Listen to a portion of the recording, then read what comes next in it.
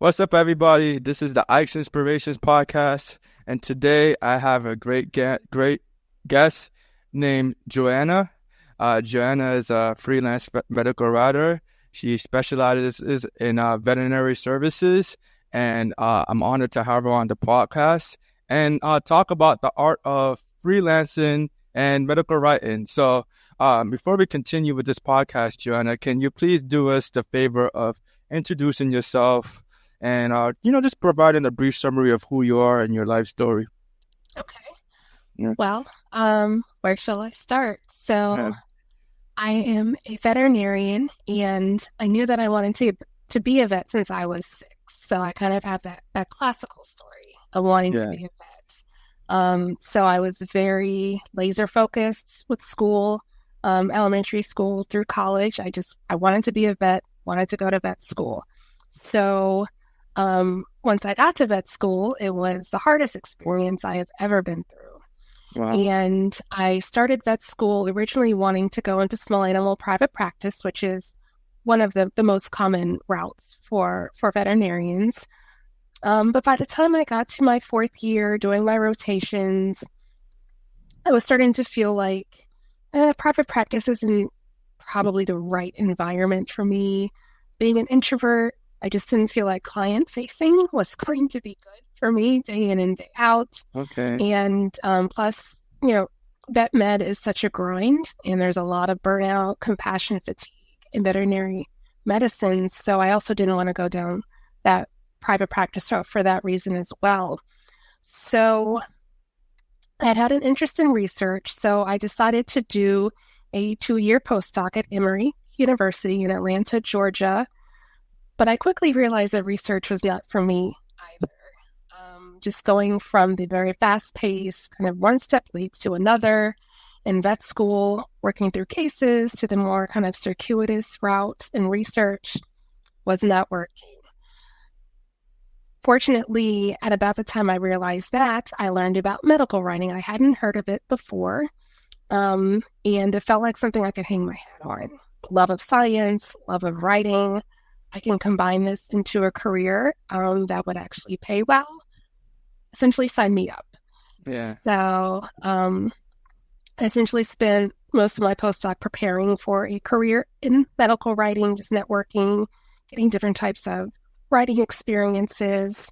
And so after my postdoc, I started to work at a medical communication agency in human health, hematology and oncology.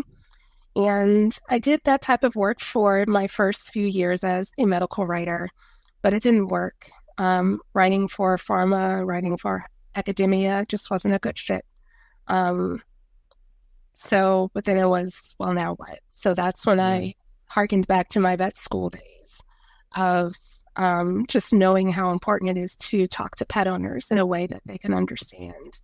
And I realized that my true writing calling, so to speak, was essentially consumer education. Mm-hmm. So I decided to do freelancing because I saw that as the only way that I could do that type of writing, pet owner education writing.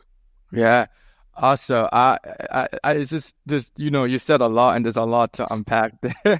But I appreciate the introduction. And, I also have a freelance medical writing background. Some people may not know that about me. And I specialize in rare diseases. And I understand how tough it could be to get into the freelance medical writing field and find your own clients and market yourself. That's kind of a whole new thing in itself. So, one of the things I wanted to talk to you about was, what was some of the difficulties of learning how to become a freelancer for yourself and in the medical writing field? Yeah, I would say one of the biggest ones was just mindset. Getting into the mindset of being a business owner, working for yourself instead of working for somebody else. There's less safety net when the buck stops with you, as opposed to working for an employer. And also, yes, it's just it's a different way of thinking to work for yourself as opposed to working for somebody else. So for me, it was a big part of it was the mindset shift of I'm my own boss now. Yeah. to me. I mean, of course I have my clients, but, Sure. I'm in charge, not somebody else above me. So that was one of the biggest things. Also, just confidence. Mm-hmm. The confidence to know that I actually could do this. I am very structured, disciplined, consistency, routine, all of those things. So the thought of not having a predictable income, not knowing if I would have steady work from one month to the next, that triggered a lot of anxiety for me. Like, can I do this?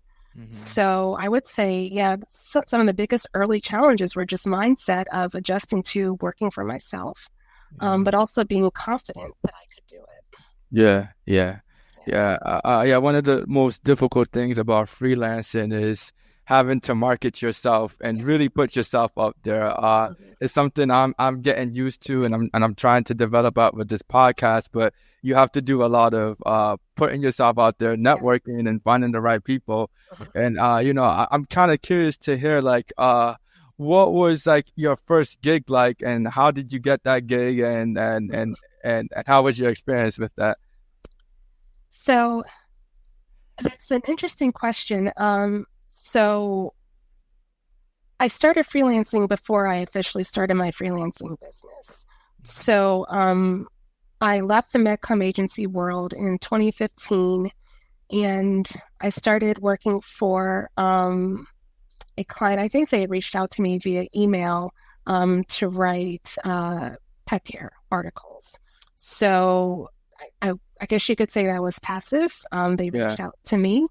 When I officially started freelancing and started my business, I'll say in August of 2016, I revamped my LinkedIn profile to make it show that I'm freelancing, so that if there was a potential client, they would see that I'm a freelancer.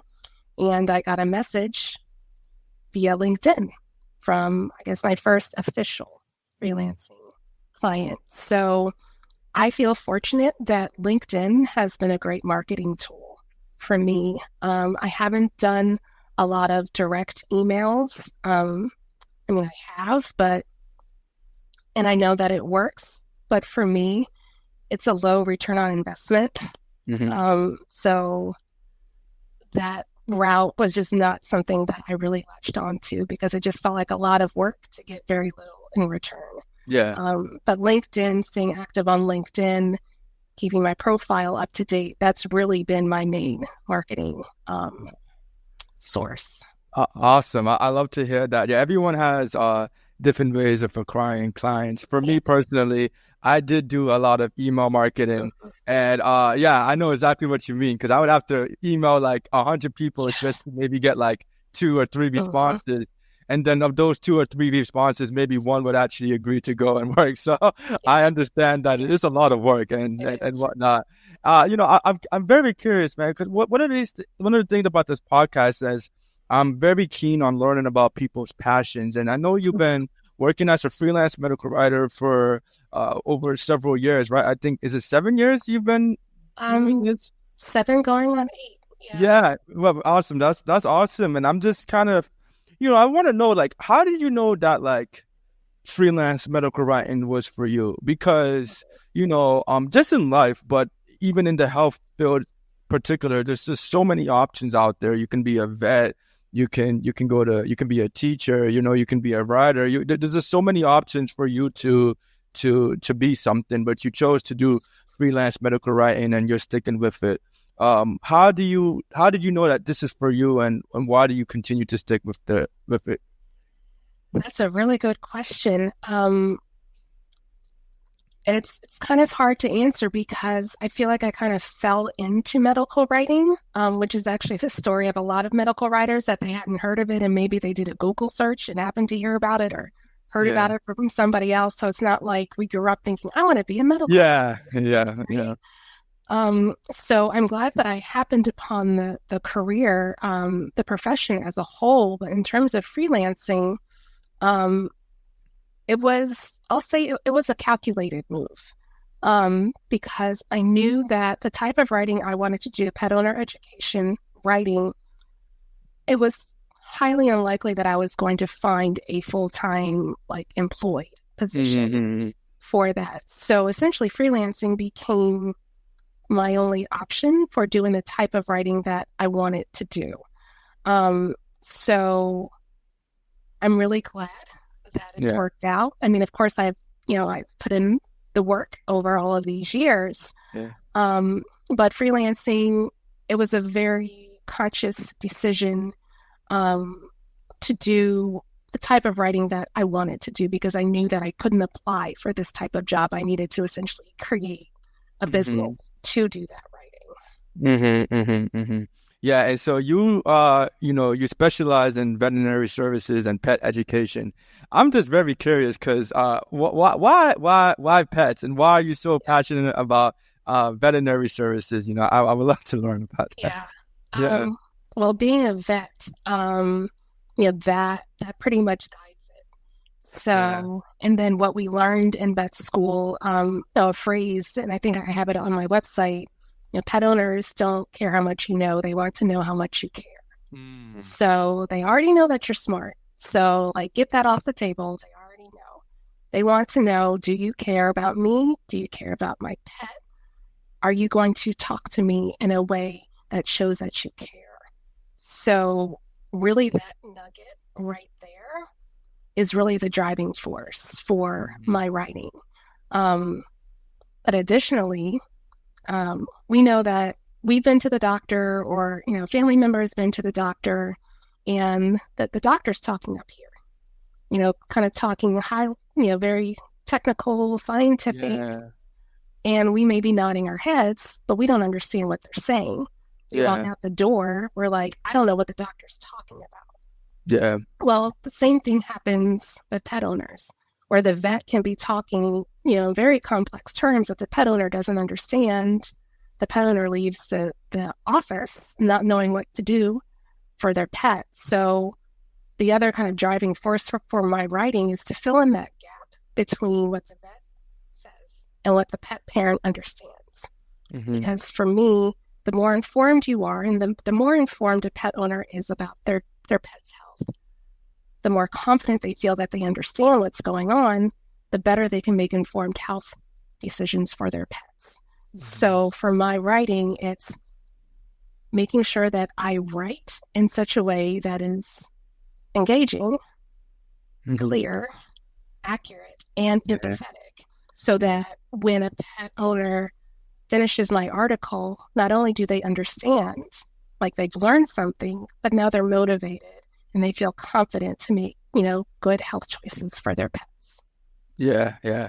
And that's kind of seems to be the heart of every good medical writing. You essentially make the content that you're supposed to write about easy and digestible. Yes, Although that's easier said than done, of because course. sometimes there's a lot of medical jargon that there's only Yes, so much that you can do to yes. make it simpler. Sometimes you might Mm-hmm. have to just use that word. Exactly.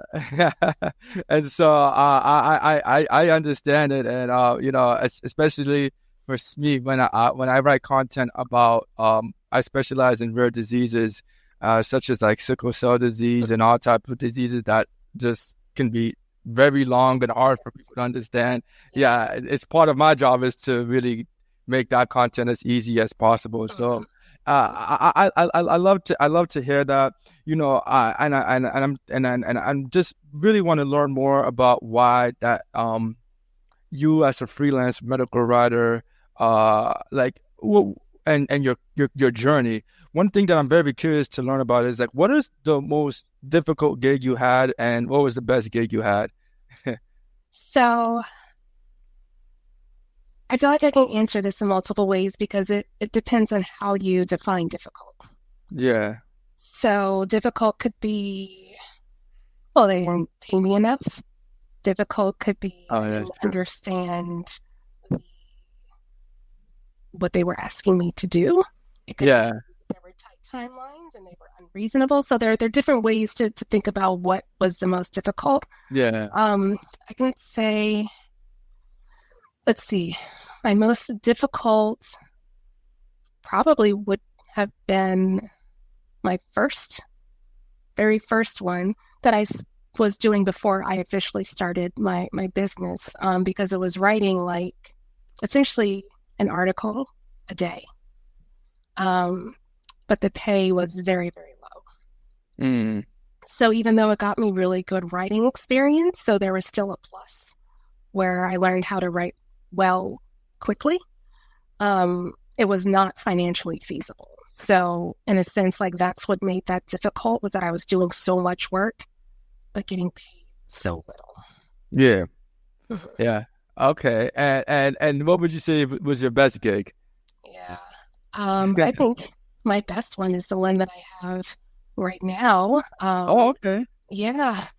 The managing editor position with Modern Poultry website. I just started in February, and I'm saying that it's the best for multiple reasons. One, my clients are absolutely amazing. I think they're dream clients. I think the type of clients that every freelancer would want, just very supportive, encouraging, professional, pays on time. That's always important. Yeah. And just great people to work with. But it's not just that, but it's also this position is allowing me to expand as a writer. So now I'm doing more editing than writing. Okay. But for me, after just mainly doing writing for so long, this position allows me to stretch a little bit. Not do the same thing over and over again, even though I love writing pet care articles. At some point, I knew that I wanted to do something else to grow and stretch a little bit. So this managing editor position allows me to learn more about editing, also learn more about, kind of managing people, managing multiple projects. So I would say it's the best just for multiple reasons. The type of work, growth and learning opportunity, and just fabulous clients. Yeah, well, congratulations on your new job. I'm kind of glad that you found a position that you feel really happy about. Yeah. I wanted to ask, because you were talking about editing and writing, and and I heard, and I read a good quote where it says, the quote is, write without fear, but edit without mercy. Yeah. And I think I read that on your profile, and that really resonated with me. And I guess now you're currently editing, which is cool. I'm curious, what is the difference between editing and writing in your opinion? How does that help you? Like what are some of the things you've noticed in your experience? So for me, when I look at that quote, I think of writing and editing in two stages. Yeah. So, like, let's say I'm working on an article for a client. After I do my researching and outlining, I write my first draft. So that's just strictly like putting words on a page. Like, you're not thinking about sentence structure, this word versus that word. How does it sound from start to finish? You're just simply putting the words in your head onto a page. So it's just the physical act of writing, just words on a page. But the editing is more of the kind of the finessing of the words to make sure, and of course, there are different types of editing. Since I'm not an editor by training, I don't, I can't explain all the different types of editing, but it's about looking at, sentence structure, grammar, kind of at the nuts and bolts fundamentals of writing, but also, does one paragraph flow into the next? Does, are the ideas presented in a way that makes sense? Is it clear, concise, engaging? Are there unnecessary words? So to me, editing is taking that fine-tooth comb to the words to make sure that everything flows and is correct from start to finish. I'm kind of glad that you pointed out those differences, because when I read that quote and I'm hearing your response, I've always kind of put the two together. I'm like, oh, your editing is just part of writing, and I used to do that too. But it really makes a lot of sense, because I feel like it kind of requires a different part of your brain to do editing. And I do notice that when I write and then I edit at the same time, it kind of slows down the process. Absolutely. Yeah, and I didn't really notice that until I read that quote and then you just explained it. I'm like, Yeah, they're kind of two completely different things, but I never really like the thought of it like that, you know? Yeah, yeah. Once I learned to separate the two, it was like a game changer for Yeah, me to yeah, just, because I think just being able to focus on just writing yeah. kind of frees you to just write without Focus on judging your that. work. Yeah. Yeah, yeah, Yeah, yeah, you just write, like just get it out, 45 minutes, bam, you're done. yeah, Um, yeah. yeah, And I'm definitely gonna utilize that tip whenever I'm writing in Java. I never, it never rang a bell to me until I read it. I'm like, man, that's a really powerful quote. it is. So, I'm kind of curious, because you're a freelance medical writer, JoAnna, and you've been in the game for a while, and I'm just kind of curious, like, because you're also a woman and you're a woman of color. Do you feel like that has impacted your ability to work as a freelance medical writer, or has it played a role in it, or how has that been as a Black woman in the medical writing industry? I would say that fortunately it has had zero effect. Awesome. That's awesome. Zero effect. I have not encountered any situation when Yeah. either being a woman or being a Black woman has worked against me. Okay. I think what's really more important, um, I mean, I can't speak for my clients, but Mhm. they know that I'm an excellent writer. Yeah. Um, I have the credentials to back up what I write, Yeah. and I keep things professional at all times. I'm Yeah. about my business. Yeah. So, my skin color has never been an issue, No, and that I'm already.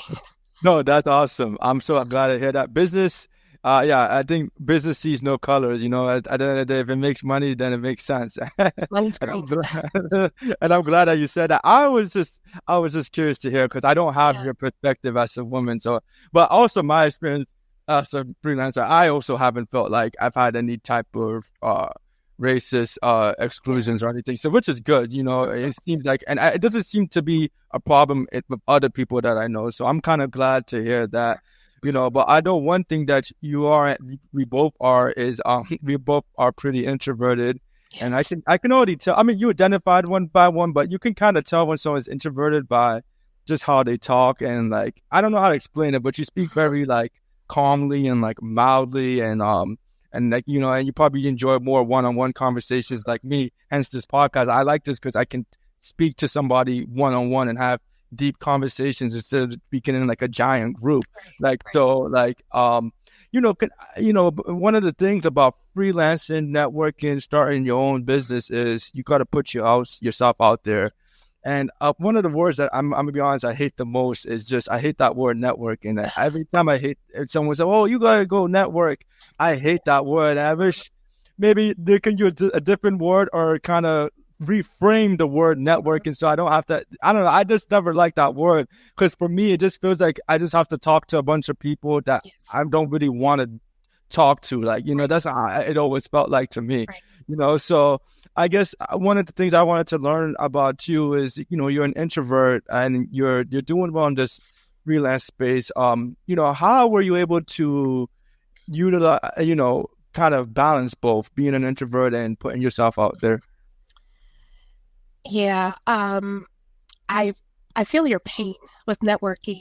I think as we grow up and we're in school and we're starting to look for our careers, our professions, networking is always presented as this kind of like high stakes. You've got to network to get a job.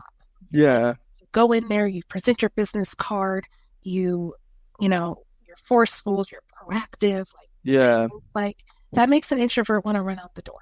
yeah, yeah, Right? Because it's very intimidating to feel like you have to walk up to somebody and introduce yourself for the purposes of getting a job. So for the longest time, I couldn't stand networking.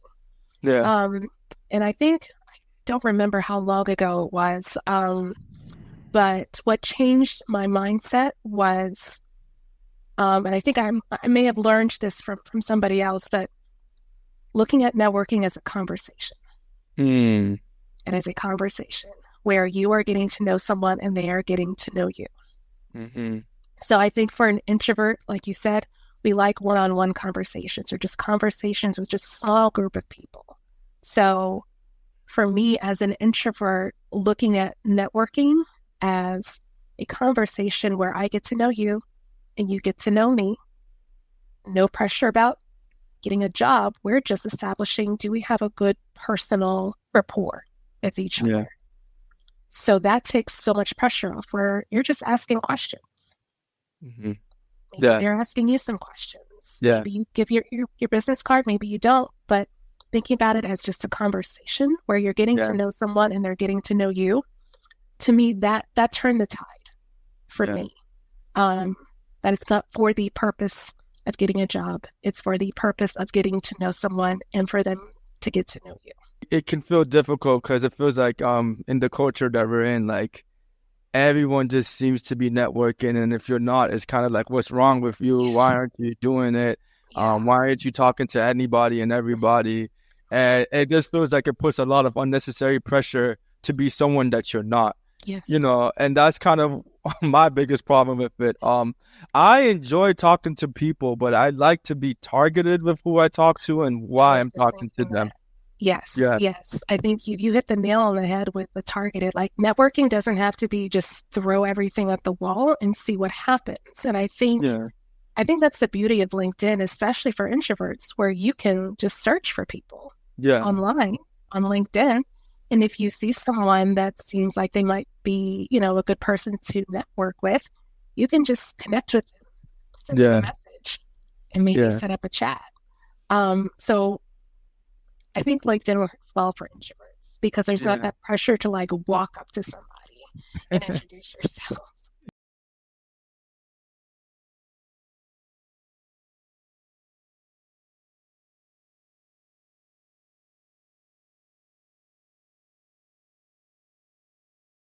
And I noticed something about a lot of medical writers and people who freelance in the field.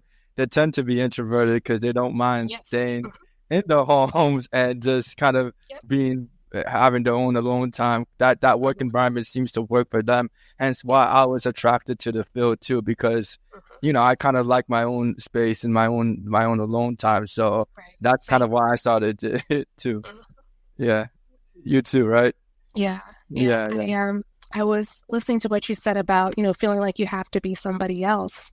And I think for introverts living in a very extroverted world, it can feel like we have to we have to be someone that we're not in order to quote unquote work. But what I found, and maybe this is just a result of me kind of being in this for a while and being much more confident with my writing, what I bring to the table, I find that authenticity is golden. If you try to be somebody else, chances are it's not going to last for long and someone's going to see through it. But I think that just giving yourself the freedom to be yourself, I think, can also relax you. You are having that conversation because you know that you're bringing your authentic self to the table instead of using up energy trying to be someone that you're not. Yes, I completely agree. So do you have any good stories or personal examples where you felt like this line of reframe and speaking to people has actually benefited you simply by just being yourself,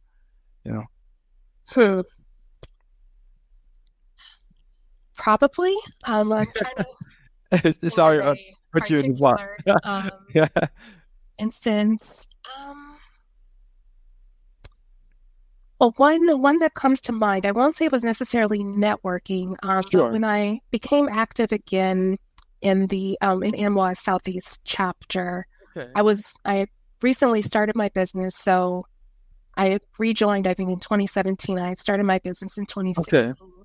And I was working with my business coach, and I was telling him, that the chapter isn't very active down here. Most of the events are in Nashville, as opposed to Atlanta. So I was thinking maybe I could do a roundtable in Atlanta to kind of get the chapter, the Atlanta kind of cohort of the chapter more involved. Oh, wow.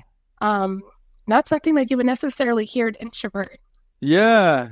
Let's gather a whole bunch of people in a circle. But I think that, again, coming back to that conversation, we're just having a conversation.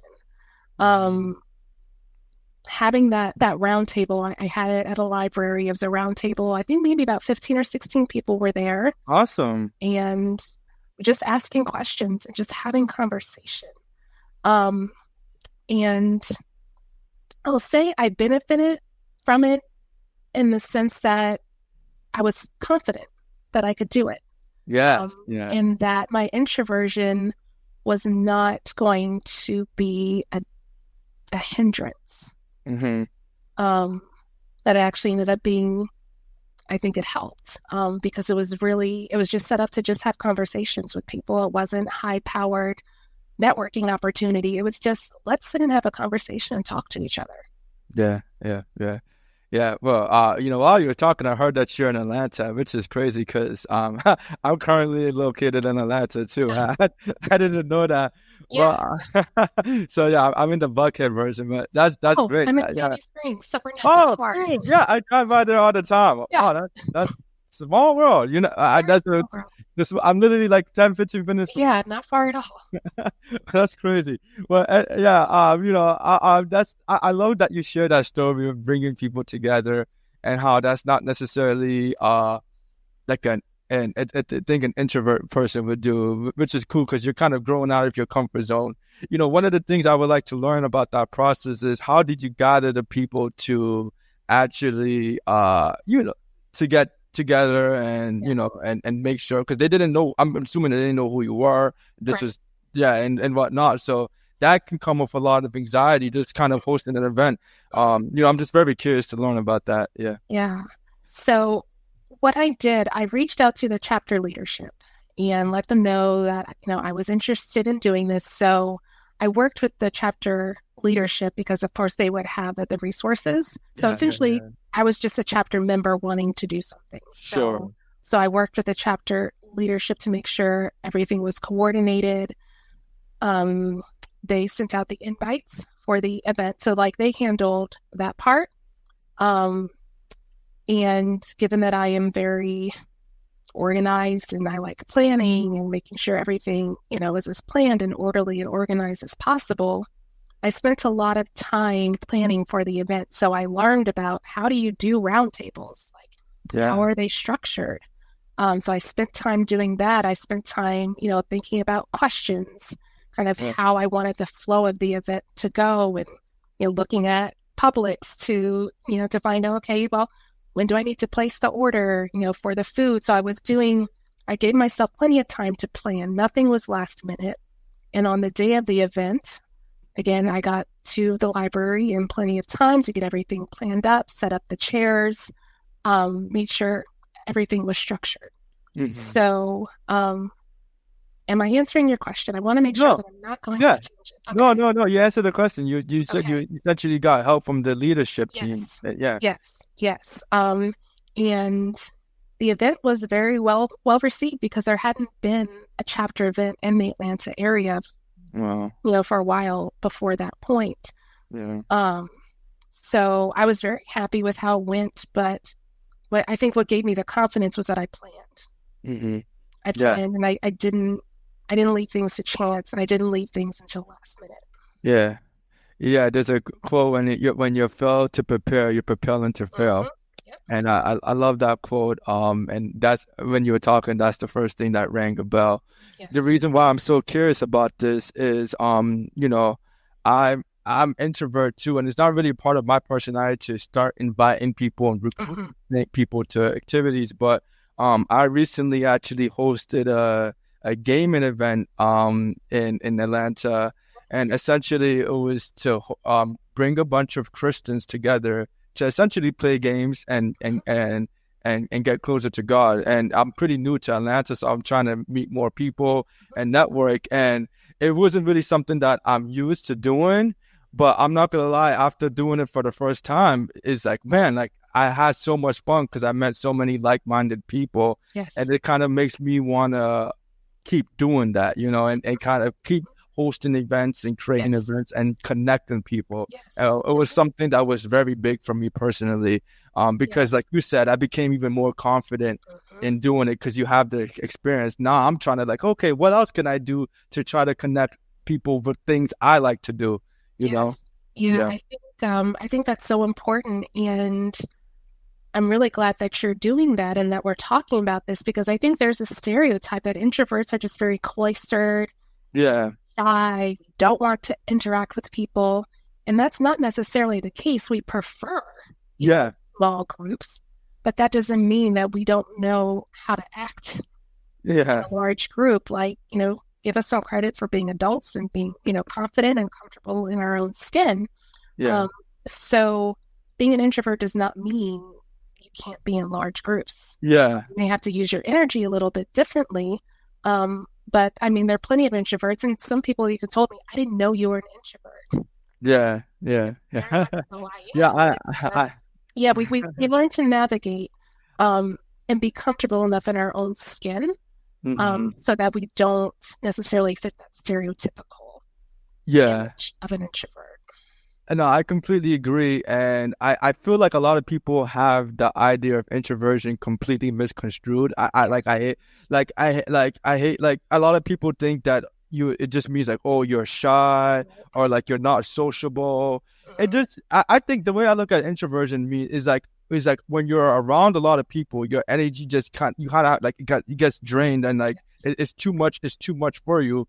Whereas that doesn't necessarily mean we don't like talking to people. I actually love talking to the people on a one-on-one basis. Like I'm doing it now. I have a podcast dedicated to it. It's kind of like when we're around like a bunch of people, like your social battery just kind of completely drains because it's just too much for you. And I feel like people just immediately associate that with, oh, you're shy, you're not, and hence why I get the same thing. Like, wow, you're an introvert. Like, and I think it's because the confidence amazes them. It's like, wow, why are you so confident? Why do you speak so well? They don't really associate that. And I think there's just a huge confusion between what it actually means to be introverted and what people perceive as introversion. Right. Yeah. Yeah. And so, yeah, I know, one thing that I know, because I know I wanted to talk about it because I read that you also read the book Quiet. And, yeah. And, after reading that book too, that kind of helped me, helped a lot with how I perceived myself, and really helped me understand more why I behaved a certain ways, of why I kind of like when I want alone time, when I don't want alone time, and the benefits of it. Because, if I'm being honest, like, I was always secure in myself, but I always felt like I was a lot different than most people because when everybody, even like in high school during lunch breaks, like everybody would want to spend time together, I'd just rather sit alone. And I was okay with that. I didn't feel bad. And I feel like that I did it. I wasn't insecure about it, but I was like, well, why do I like being by myself so much? And I just don't, So reading that book helped a lot. Yes. Yeah. Fantastic book. Yeah. Yeah. And so, I wanted to ask, because you initiated the MY group, which I think was awesome. And then did that lead to any leadership opportunities as a result?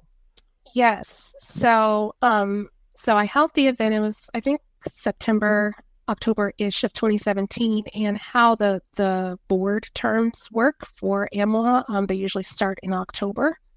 So the chapter was about to hold elections. So the chapter leadership reached out to me and was like, do you want to be secretary? Sure. I'll be secretary. So that was what started my leadership in the chapter. So I guess, they saw that when I took the initiative to plan an event and that it went well. So they wanted to know if I would be interested in, serving in a leadership position for the chapter. I said yes. So I served as secretary for the 2018 term. And then I served as president for the 2018-2019 term. Oh, wow. Okay. Wow. That's awesome. And so, I'm just kind of curious, like, what is it like being a leader of that group and serving as the president? What did that experience entail? Yeah, that was it was different because I don't think I'd been, a president like in that position before. Okay. So it was definitely different being in that leadership role. I would say it was a mix for me, just because, it can be hard to lead people sometimes. Like you may be very gung-ho about what you want to do or wanting people to respond to you, and you send out an email and you hear crickets. So, you know, that was frustrating for me because you want everybody to like be on board. Yeah. So when they're not as enthusiastic as you, or maybe they don't respond in the way that maybe you assumed that they would, it can be frustrating. But at the same time, I think it was good for me to be in that position just to kind of get a taste of what it means to be a leader and to lead people, and to organize and kind of be behind the scenes in terms of understanding kind of the nuts and bolts of, and especially for AMWA, what it means to run a chapter, what that actually involves. So it was good for me to just learn about leadership, but also start understanding a little bit more about AMWA. Yeah. And so as the president of AMWA, what was like essentially like what was like your purpose? Like what was AMWA and you trying to like accomplish? So one of the big things for the chapter leaders is, holding educational events for the membership, for the chapter membership. That's one of the biggest things, and more specifically for the president, making sure that the board has enough meetings throughout the board term. I'm kind of pulling out cobwebs because it's been a while. Oh, okay. But those are the two main things that come to mind. Making sure essentially that the chapter stays compliant. Gotcha. With how a chapter is supposed to be run. Gotcha.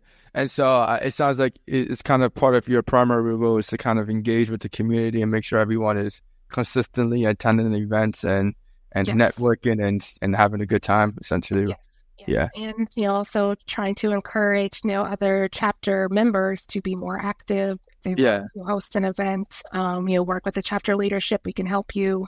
So, yeah, that's awesome. One of the things that I'm personally obsessed with is leadership. A lot of the people that I admire in this world are great leaders, and I'm always constantly trying to learn from leaders and what it means to be a great leader. So based on your experience there, as your 2 years as the president there, what was the biggest thing you learned about leadership? Not sure if I can think of a single one thing. Yeah. I would say one, being organized. Yeah. For me, that's kind of a tenet of how I live life anyway. But I think being organized, just with your responsibilities, understanding what the other leaders around you, what they're responsible for, making sure that they're accountable, and they're doing what they're supposed to do. But also, honestly, like just being a good person. Even though that sounds so simple, like who wants to work with somebody they don't like? Yeah. Or who doesn't respect them? Yeah. So I think another big thing I learned was just being nice to people. Don't send snarky emails. Don't be passive aggressive during meetings. Like treat people with respect. Be friendly. Be encouraging. Be supportive. Like all of those things, I think, are very much appreciated in a leader. Yeah. No, I think that's a great answer. I remember one of my friends told me like a good leader will never ask someone to do something they wouldn't do themselves. Yeah.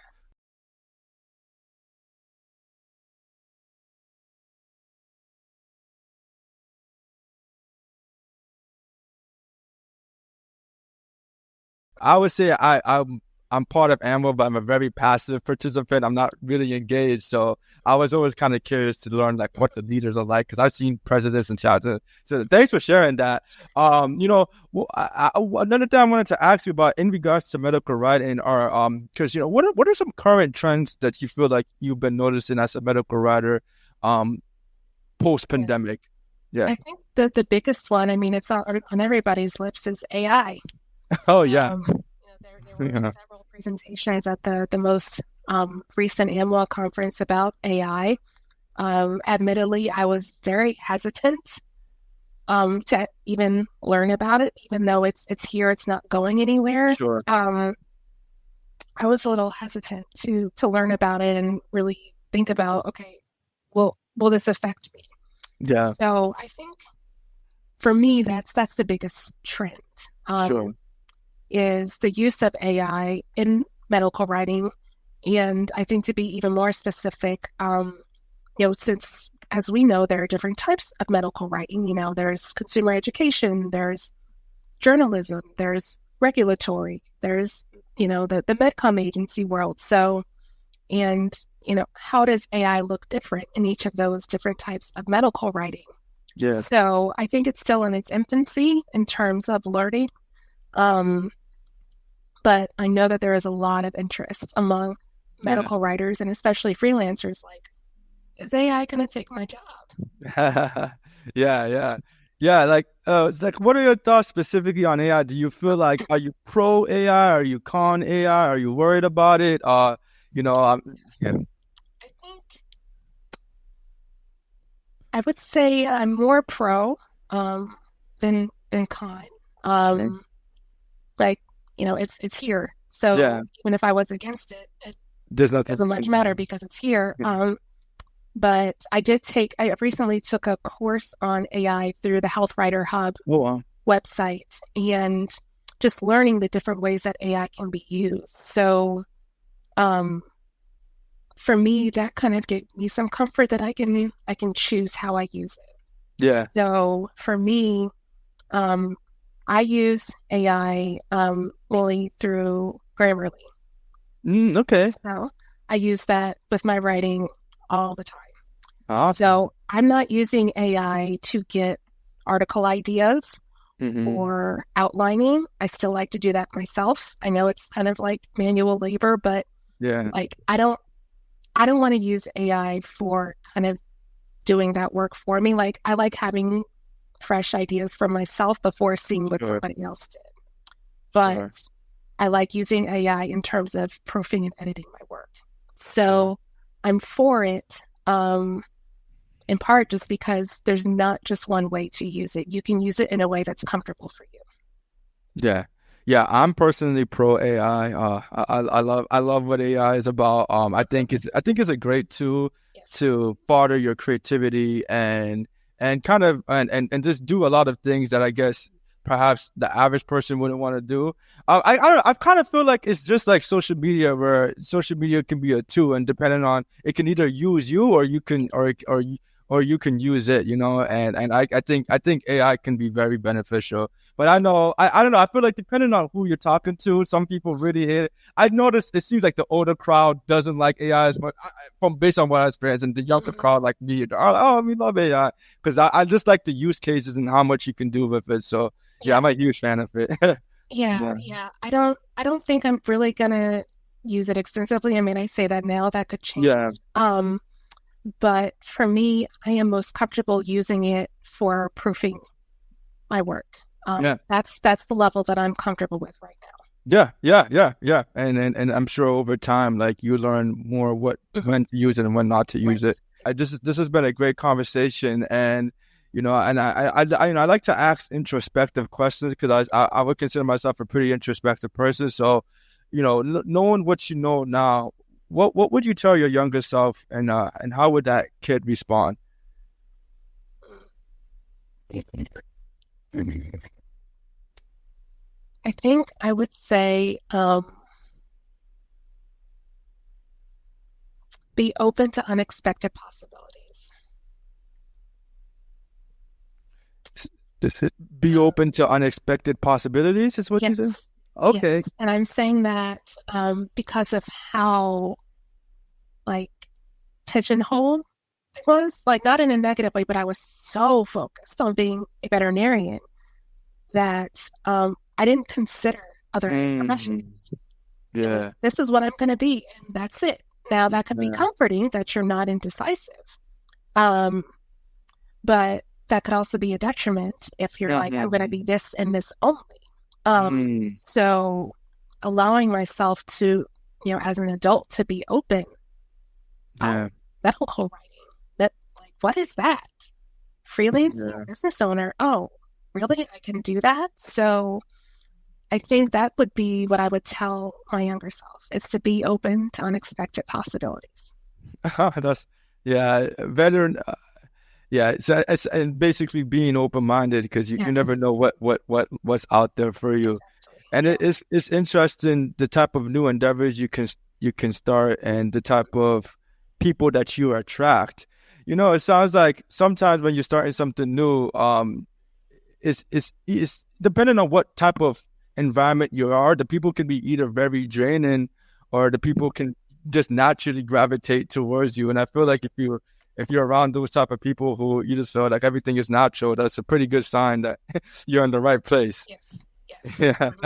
Yeah. And so I'm just curious, if you told your younger self, like, be open-minded, how would she respond?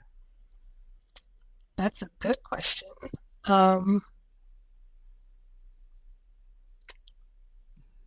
not sure how she would respond, to be quite honest. Okay. She'd probably nod her head. We're like, okay. Like, okay, sure. But maybe not take it in, maybe quite as deeply until she was older. Yeah, because she'll probably like, what are you talking about? Exactly. Like, this is what I'm going to be. So sure, I agree with you, but whatever. Yeah, that's true. Yeah. Okay. All right. And so I got a few more questions for you. One of the last questions I have is if you had to pick one wise person who you believe would be great for this podcast, who would it be and why? So I actually have two people in mind. Oh, okay. Please. Yeah.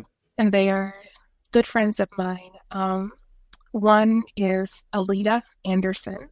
Okay. She's a medical doctor, and she has a medcom agency, and she's based in the Atlanta area. I met her, actually, when did I meet her? It was in the kind of the beginning years of my freelancing career. And she's just amazing. She is, she's successfully run her business for a number of years. She's a good person, good spirit, good heart. Yeah. She's the type of person that just, I don't know, she's just a good friend, a good colleague, good spirit, just uplifting. Yeah. The second person is another dear friend of mine, Corey Albury. She is a personal injury lawyer, and she has her own firm in Atlanta. And I think she's just a powerhouse. Okay. I am. My friends are very dear to me. Okay. And to see Black women just killing it, I think we need to see that more. Yeah, for sure. Yeah, I do think it's very inspiring when I see women of color and Black women like doing great. I find it very inspiring. It's one of the reasons why I wanted you to on the podcast, because I feel like we need to see more of that. And I feel like it's not seen often enough. Yeah. So yeah, who knows? If I can, get on them, I would definitely reach out to them. They sound like great individuals, and I'll send you their contact information. Yeah, thank you, JoAnna. And if people wanted to learn more about you or reach out to you, how can people do that? So I'm on LinkedIn. You can find me there, and my website. Should I say it, or will you put it in the show notes? I can also put it in the YouTube, down below the comment section. Okay. Well, the name of my website is JPen. That's JPEENC, M as in Mary, C.com. Okay, gotcha. All right. Well, it was a pleasure speaking with you. Likewise. Every time I talk to you, I learn a lot, and I'm grateful for your presence on this podcast. It was definitely, I really enjoyed our conversation today. Thank you, JoAnna. Well, you have a good one, and God bless you.